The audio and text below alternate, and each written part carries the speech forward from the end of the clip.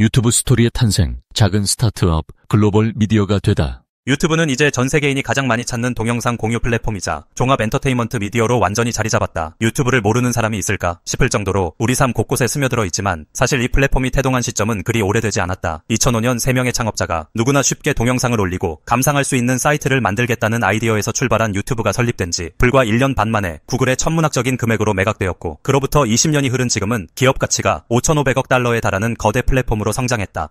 세상을 바꾼 아이디어라는 말이 결코 과장이 아닐 정도로 유튜브가 걸어온 길은 수많은 스타트업들에게 영감과 희망을 주고 있다. 스티브 첸이 자신의 저서 유튜브 이야기에서 생생하게 풀어놓은 창업 과정과 매각 비하인드 스토리는 그야말로 드라마 그 자체다. 그리고 이 흥미진진한 성장담 속에는 우리가 놓치지 말아야 할 도전, 실패, 그리고 결단의 기록이 고스란히 담겨 있다. 유튜브의 공식 첫 업로드 영상은 공동 창업자 중 한 명인 자웨드 카림이 올린 19초짜리 동영상인 Me at the Zoo이다. 영상 속 자웨드는 동물원에 서서 뒤편의 코끼리를 바라보며 코끼리 코는 진짜 길다. 할 말은 이게 다다. 라는 정말 대단한 내용은 하나도 없는 멘트를 날린다. 그러나 이 소박한 동영상이 지금까지 3억 6천만 회가 넘는 조회수를 기록했고 유튜브 역사의 성지 같은 상징이 된 이유는 한 가지다. 바로 누구나 아무 영상이든 올릴 수 있다는 유튜브의 정체성을 알린 순간이었기 때문이다. 실제로 2000년대 중반은 동영상 파일을 간편하게 업로드하고 그 영상을 스트리밍 형태로 공유하는 게 상당히 어려웠던 시기다. 무거운 동영상 파일을 올리기 위해선 인코딩부터 플레이어 호환성까지 해결해야 할 문제들이 산적해 있었다. 그러나 유튜브는 뛰어난 업로드 기술을 새롭게 발명한 것도 아니었으나 그 불편함들을 창업팀이 고군분투하며 간소화했고 결과적으로 누구나 손쉽게 동영상을 올리고 즐길 수 있는 혁신적인 플랫폼을 만들어냈다. 재밌는 건 유튜브가 애초부터 누구든 아무 영상이든 올릴 수 있는 플랫폼을 지향했던 건 아니었다는 사실이다. 초기 사업 모델은 Hot or Not 이라는 사진평가 사이트의 동영상 버전이었다. 사용자가 자신의 동영상을 올리면 다른 이들이 1에서 10점까지 점수를 매기고 이를 데이트 매칭 서비스와 연계해보자는 아이디어였다. 하지만 출시 후 거의 아무도 영상을 올리지 않았고 여성 고객이 영상을 업로드하면 $20를 주겠다는 파격 제안까지 했지만 결과는 폭망이었다.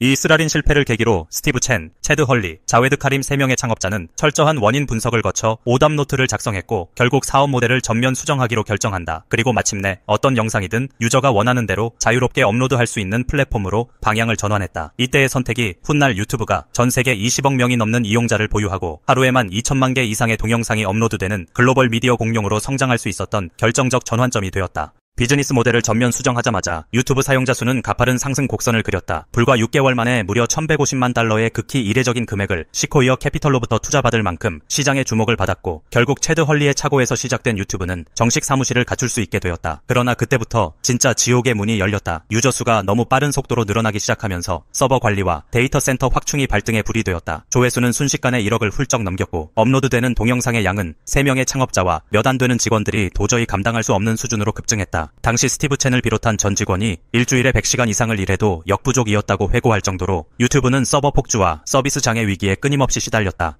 바로 이 시점에 유튜브는 회사 매각을 결심한다. 단순히 돈을 많이 벌고 싶다는 게 아니라 이대로 가다가는 한계가 온다는 절박함이 컸다. 막대한 서버 비용과 기술적 안정화를 위해서는 구글이나 야후 같은 빅테크 포털 기업과의 시너지가 필수적이었다. 유튜브 창업자들은 처음에 야후와 접촉했다. 야후는 미디어 분야에서의 강점을 키우고 있었으니 동영상 플랫폼을 원하는 수요도 분명해 보였다. 실제로 협상은 빠르게 진행되었고 곧 계약 체결이 될 듯 보였다. 그런데 마지막 순간에 구글이 등장했다. 그리고 모든 상황이 급반전된다. 스티브 첸은 유튜브 이야기에서 그 과정과 이유를 낱낱이 밝히는데 가장 결정적이었던 부분은 엔지니어 문화라고 말한다. 엔지니어가 회사에서 가장 중요하게 대우받는 곳, 자유로운 개발 환경과 천재 엔지니어들이 즐비한 곳, 그리고 구글의 CEO 에릭 슈미트가 보여준 태도가 결정적이었다고 한다. 슈미트는 유튜브의 미래 가치와 함께 만들어갈 큰 그림에 더 관심이 있었던 반면 당시 야후 CEO 테리 시멜은 언제쯤 수익이 나겠느냐라는 질문에만 집중했다고 전해진다. 똑같은 돈이라면 당연히 기술 기반의 창업자들은 구글의 지원 아래에서 성장하고 싶어 했고 결국 2006년 10월 유튜브는 구글의 16억 5천만 달러라는 엄청난 금액으로 매각된다. 시코이어 캐피털은 불과 1년 만에 4200%라는 믿기지 않는 투자 수익을 거두었고 창업자 3명과 직원들도 일명 돈벼락을 맞았다. 많은 사람이 유튜브를 팔지 않고 독립적으로 성장했다면 훨씬 더 많은 돈을 벌 수 있지 않았을까? 라고 궁금해한다. 실제로 창업자 스티브 첸도 이런 질문을 숱하게 받았다고 한다. 그러나 그는 매각 이후 직원들에게 물어봤더니 모두가 행복해했다. 주말에도 밤을 새워 일하는 일이 끝났으니까 무엇보다 앞으로 자신들이 하고 싶은 일을 마음껏 할 수 있게 되었다는 점에서 모두가 만족했다고 말한다. 결국 매각은 단순히 더 큰 자본을 얻기 위한 선택이 아니었다. 유튜브 창업팀이 가진 창의적인 아이디어와 소중한 인력을 지킬 수 있는 환경을 마련하기 위한 방안이기도 했던 셈이다.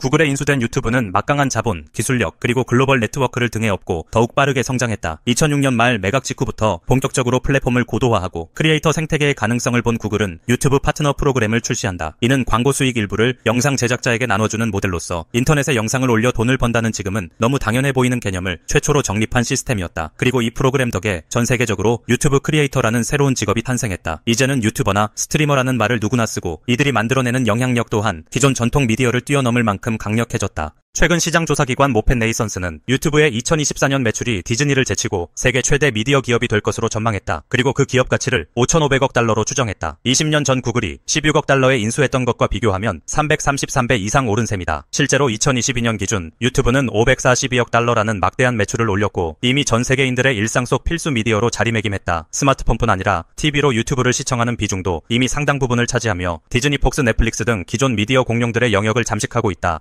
오늘날 유튜브는 광고, 유튜브 프리미엄, 채널 멤버십, 스폰서십, 상품 판매, 후원 등 다채로운 방식으로 수익을 창출하고 있다. 특히 유튜브 파트너 프로그램은 크리에이터 경제를 활성화시킨 핵심 중핵이 되었다. 유튜브 프리미엄과 유튜브 뮤직 등 유료 구독자의 규모도 이미 1억 명을 넘어섰고 유튜브 TV 가입자 역시 매년 빠르게 증가 중이다. 영상 콘텐츠에 대한 사람들의 수요가 폭발적으로 늘어난 가운데 유튜브는 사용자 개인의 취향에 맞춤화된 추천 알고리즘을 발전시켜 거의 무한에 가까운 콘텐츠 옵션을 제공한다. 이는 결국 더 많은 시청 시간을 유도하고 더 많은 광고 노출 기회를 창출하는 선순환 구조를 만들어냈다. 스티브 첸이 쓴 유튜브 이야기는 이 모든 과정을 실제 주인공의 시선에서 풀어낸 그야말로 생생한 기록이다. 그는 페이팔의 초기 멤버로서 만난 체드 헐리, 자웨드 카림과 함께 자신의 인생을 송두리째 바꾼 스타트업 여정을 솔직하게 회고한다. 왜 하필이면 동영상 매칭 서비스를 구상하게 되었는지, 왜 그 아이디어가 실패했고, 어떻게 오답 노트를 통해 성공적인 전면 수정을 단행했는지, 그리고 지옥 같은 과부하 상황 속에서 매각을 결심하기까지의 스펙터클한 이야기가 펼쳐진다.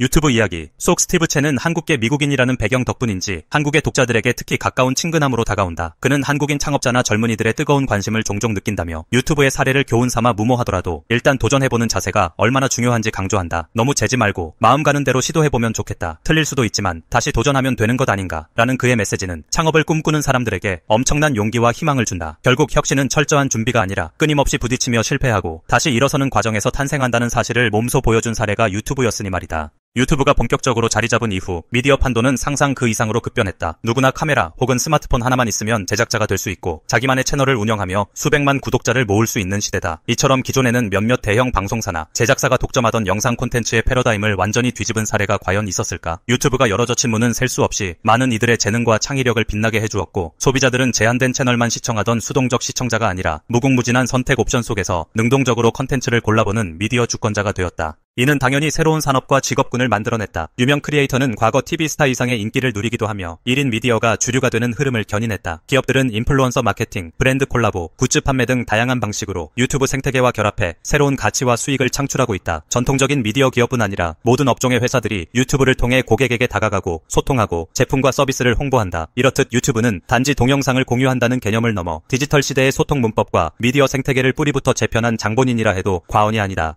유튜브는 구글에 인수된 후 4년차부터 흑자로 전환했다고 전해진다. 그 뒤로도 꾸준히 매출과 이익을 창출하며 글로벌 미디어 1위 자리를 넘보는 위치에 올랐다. 그러나 동시에 새로운 도전과 문제들도 끊임없이 제기되고 있다. 예를 들어 유해 콘텐츠 관리와 저작권 문제는 유튜브가 해결해야 할 중요한 과제다. 성장 초기에는 누구나 자유롭게 올릴 수 있다는 장점이 곧 약점으로 작용해 저작권 위반 동영상이나 선정적 콘텐츠가 범람할 위험이 있었다. 지금도 매일 업로드되는 2천만 개 이상의 동영상을 실시간으로 검수하기 위해서는 인공지능과 수많은 모니터링 인력을 동원해야 하는데 이를 둘러싼 진통이 계속되고 있다. 광고 모델에서도 일정한 한계가 있다. 크리에이터에게 광고 수익을 나누어 주는 것은 획기적이었으나 광고주 입장에서 부적절한 콘텐츠 옆에 광고가 노출되면 브랜드 이미지에 타격이 생길 수 있다. 이런 문제들이 수면 위로 올라올 때마다 유튜브는 정책 변경이나 시스템 개선을 시도해왔지만 갈등은 여전히 반복된다. 또한 틱톡 같은 쇼폼 플랫폼의 약진으로 인해 유튜브는 쇼츠 기능을 추가하며 발빠르게 대응하고 있지만 갈수록 치열해지는 시장 경쟁 속에서 과연 앞으로도 압도적 우위를 유지할 수 있을지는 지켜봐야 할 문제다. 그럼에도 불구하고 유튜브가 창업 1년 반 만에 구글에 매각되어 오늘날 거대 플랫폼으로 성장한 사건은 스타트업 역사상 가장 놀라운 성공 신화 중 하나로 꼽힌다. 그들은 처음부터 완벽한 비전을 갖고 있었던 것도 아니며 오히려 데이트 매칭 서비스라는 엉뚱한 아이디어에서 시작했다가 철저히 실패했다. 하지만 거기서 주저앉지 않고 전면 수정을 감행했고 무엇보다 스스로 데이터와 서버 관리, 크리에이터 친화 정책, 엔지니어 문화의 중요성 등을 실감하며 파트너를 찾았다. 그리고 그 결정이 세상을 바꾼 것이다.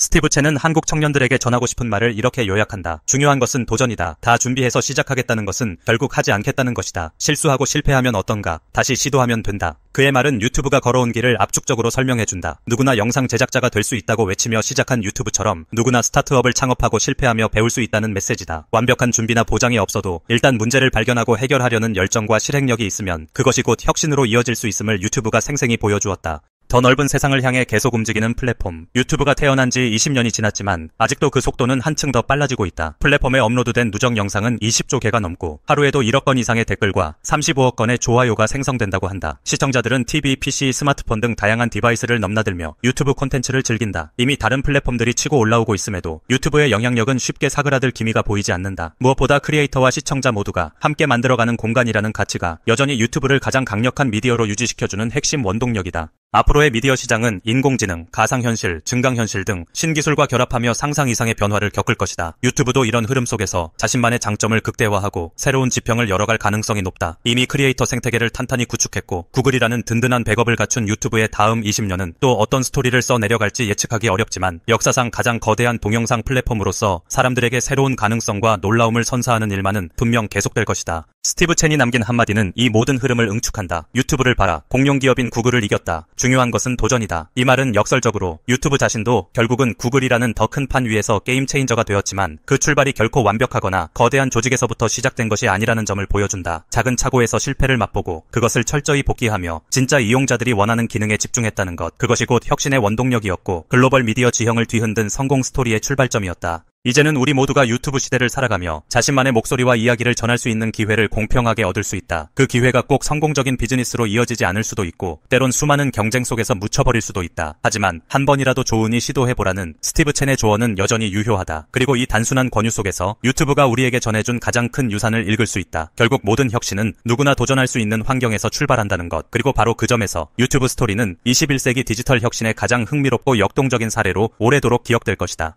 이 비디오가 유용했다면 좋아요와 구독 버튼을 눌러주세요. 건강한 삶을 위한 더 많은 팁을 공유할 테니 계속해서 성필원 채널을 지켜봐 주세요. 감사합니다.